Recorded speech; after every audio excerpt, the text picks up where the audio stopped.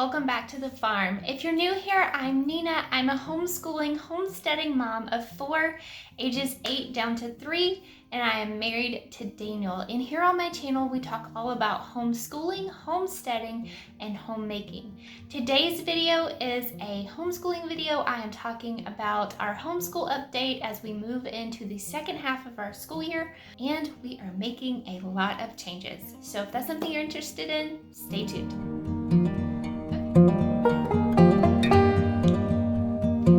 Okay guys, so as most homeschool moms are doing right now, we are getting ready to start our homeschool back up for the second half of the year.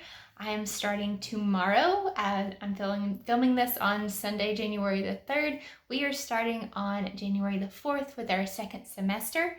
The end of last semester was kind of rough.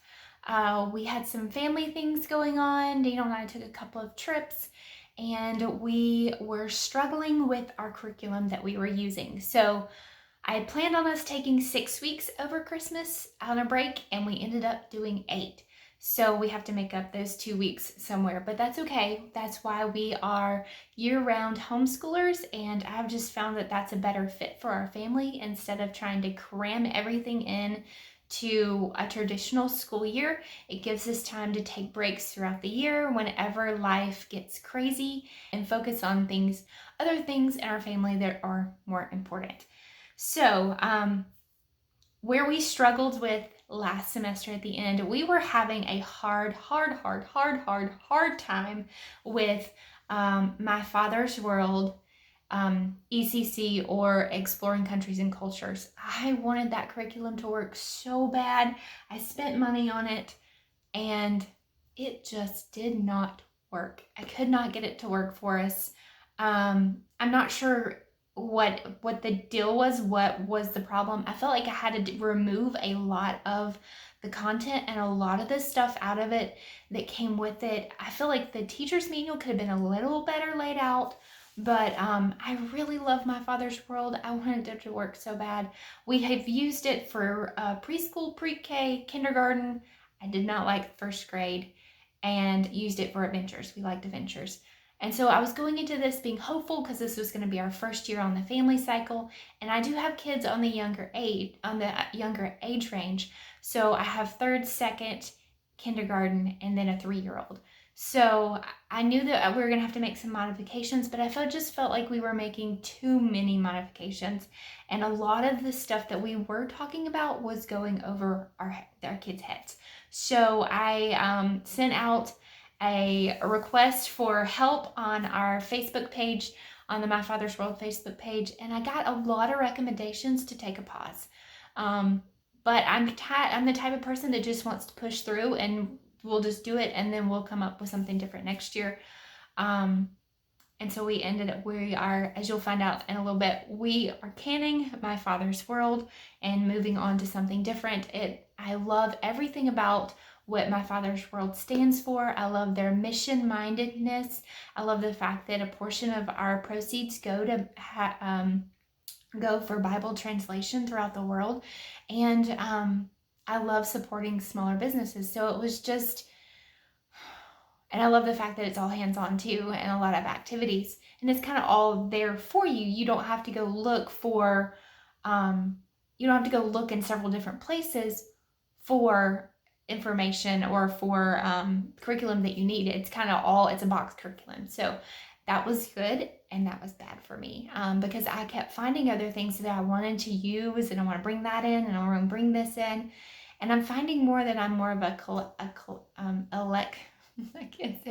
eclectic. There we go. Eclectic homeschooler. I pull from several different styles. And this season of life, we are very busy.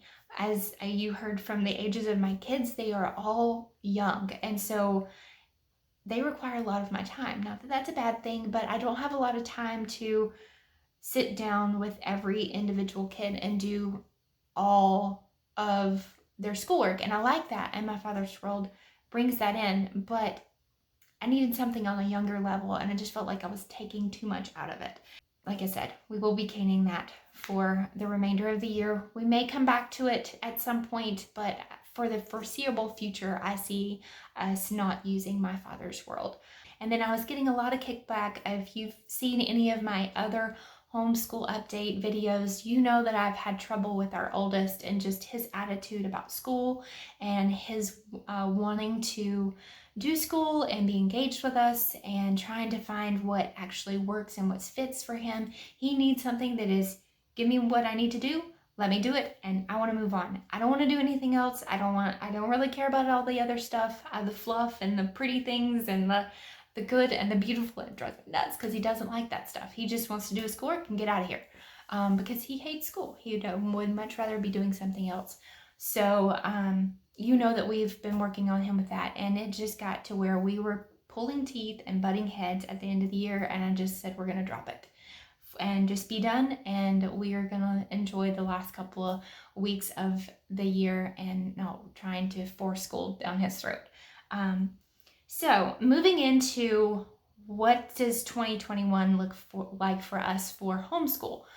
Some goals that I have for us and I would love for us to work on are to get into a good rhythm and routine. My husband has been asking for this for like the last several months, and it's kind of ironic that he's telling me to do this because he is the spontaneous person in our relationship, and I have picked up on those traits from him and has become a fly by the seat of our pants. We'll just roll with it and go with the punches, and you kind of have to be that way when you live in when you have a large family. You kind of just got to roll with the punches, and that's the beauty of homeschooling.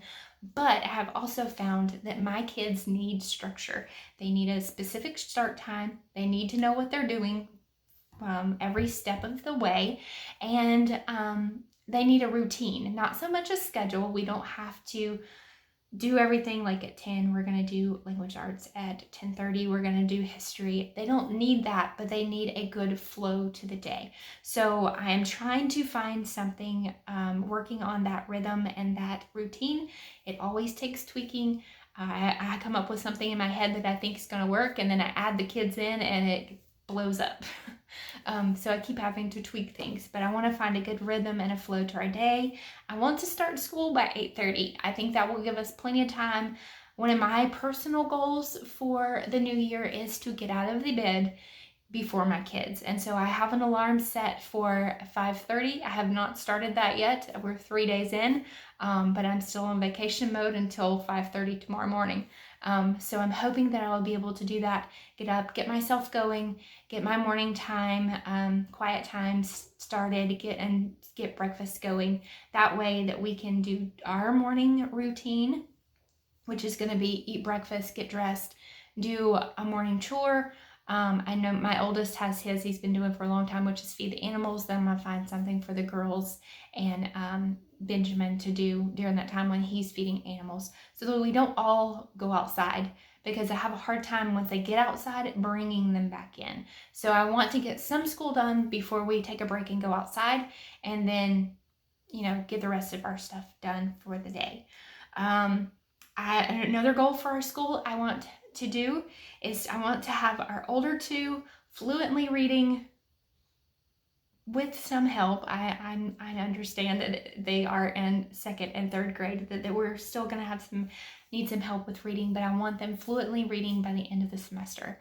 And so we are going to put nose in the book and practice and try to work on that. I need them to do that because they still are asking me, especially my third grader. He is the one that has been struggling with reading, and I want to kind of keep that going. We've dropped it, like I said, at the end of last year and hadn't really worked on it a whole lot.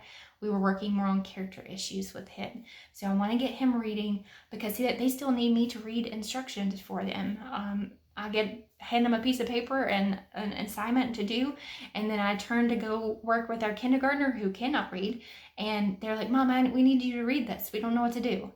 So I want them to be able to read simple instructions from their assignments and not really need me to read directions and that type of stuff and start doing it on their own. Another thing I want us to do, I say we're going to do it every year and we don't ever really do it, is I want to do nature study. Oh my goodness, I want to do it. I set aside Fridays to do it, and then something comes up and we never get it done. So over here, you've seen me talk about our nature clipboards, and so we have all the stuff. It's not because we don't have the stuff. We have the stuff. It's just because of time constraints. I get busy, and that's usually the first thing to go. So I want to do that. There is a challenge, and I think it was last year, and it's going on again this year. It's called 1,000 Hours Outside. I printed off the tracker, and I meant to bring it up here, and I forgot. But I'll insert a picture right here so you can see the tracker. But it's basically just, the idea of it is getting outside. We usually don't have that problem, but because we have a farm, and the kids are constantly outside in the woods and doing things with Daniel on the weekends. So they're outside right now. So we usually don't have a problem getting outside on a daily basis, but I want to make sure that we are. I thought that would be a fun thing to go along with that challenge and see how many hours we do spend outside. So I have that tracker that we're going to try to work on this year, and maybe take advantage of a local state park that we have, and going different places just besides our property. I know with everything that's going on in the world, and we're supposed to be staying home and all that stuff, that that may look a little bit different than what I have in my head, but outdoors is outdoors. So what is new for this year? So like I said, we are ditching my father's world. So what's new? If you've seen me on Instagram, then you kind of already know what's new, because I did a story on this. But we are switching to master books. We are already doing language lessons of a living education with our 3rd and 2nd graders. So we are going to do master books with the kindergartner, and this is the one that we're switching to. It comes in like a bound book, but I took it apart so that we could kind of get to it a little bit better. And it has the hole punches already in it, and it's perforated pages. So I just took it apart, put it in a binder. I can do a more in-depth look at this and kind of explain a little bit more about it once we kind of get into it. Like I said, I've never used this before. I've watched some YouTube videos about it, and I think it will work. It's a gentle approach to kindergarten. She was doing okay with my father's world, but I just figured if we're switching everybody, we would switch her too. She's having trouble picking up those letter concepts of like the sounds and the letter names and putting the two together. So I just said, well, I'm switching the other two, we'll switch her too as well. And if this goes well, we'll do this with Benjamin next year, most likely. Then for history, social studies, we are doing My Story 2. I got a lot of recommendations about doing this instead of ECC. So we are going to try this. I have one for the 3rd grader and 2nd grader. This kind of is around the 2nd grade level, but I thought Jameson would do just fine with this. It's got lots of pretty pictures, and like I said, I can do a more advanced look on it. And so what My Story 2 is this is like geography. So it takes you have 4 quests, and it takes you through several different countries through the world, which is kind of what we were already doing in ECC. So I feel like this will be a good fit to kind of pick up where we left off. And several of the countries that are in here are countries that we had not gotten to when in my father's world yet. So we'll still be able to use a lot of the book baskets and books that I've already bought in these countries. So I think this will work really well. I'm hoping, I have high hopes for it, but I'll report back on how that's going. And then for science, we are doing life for beginners. Again, it comes bound. I put it in a binder just so it's easier for my kids to use. I have a kid that is left-handed, so she needs to not have the hump and be able to write a little bit better, so she can take these pages out if she needs to. So it's this life for beginners is plants, the human body, and animals, which if you are familiar with ECC, you know that they were doing like different biomes throughout the world.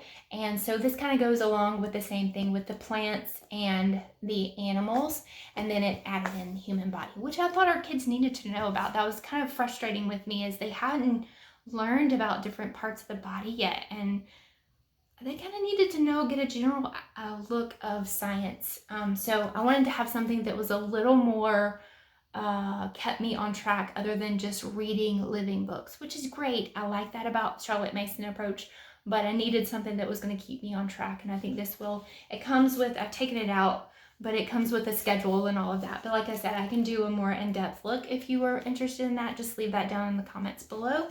So I think this will work really well. It has experiments that we're going to do with that.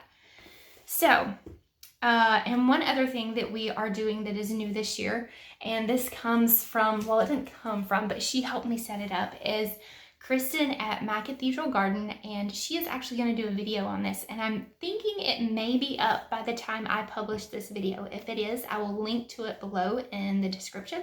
So check out her channel. She does morning menus every month. She changes them out, and she's been doing it for a while, so she's a little more of a pro at it than I am. I'm just starting, but we are going to do morning menus. If you haven't heard about that, I'll link some blog posts and things in the description. But so this is just going to go along with our morning basket that is back over there, and it's just has different things that we're going to do: the Lord's Prayer, the Pledge of Allegiance, our memory work will go here. I haven't printed it out because I'm not sure what memory verses we're working on yet. Our hymn study, and then we have calendar pages, and then I'm going to put something here in the back. I'm not sure. It may be handwriting related or something like that. I'm not sure. But so we're going to try that. I think that will keep us more on track with getting our morning basket done and keeping us on track in the morning, so that it's not long and drawn out, but it'll kind of keep us that flow moving. And I did purchase the elementary morning basket bundle from Master Books, and I will I can show you that here in just right now, but I can do a more in-depth look at that. But it's just a bundle of books. So we have Pitch and a Fit, God's Amazing Creatures. It has a big picture, a 10-minute Bible journey, a big picture of scripture, and 52 quick reads. And then we have Animals of the Bible, and The Case of the Missing Mountain, Dinosaurs of Eden, and I think that's it. Yeah, that's it. So we will be doing that in our morning basket. And I'm going to do an updated morning basket video. It will come out probably in the next week or two, and just kind of go a little more in depth about what we're doing there. And since we are changing up quite a bit, that's a look at kind of what we're kicking to the side and what we're adding in for our homeschool. And I will do another update in a couple of months and let you know how things are going if you're interested in that. But as always, I am so grateful that you are here and that you watch my videos and that you engage. It means a lot to me that you are here and subscribed. If you have not already, I would love for you to subscribe so that you can stick around and spend more time with us. And we'll give this video a thumbs up and let me know that you like it. And if let me know what changes you're making to your homeschool this year. And we will see you again in another video very soon. Bye guys.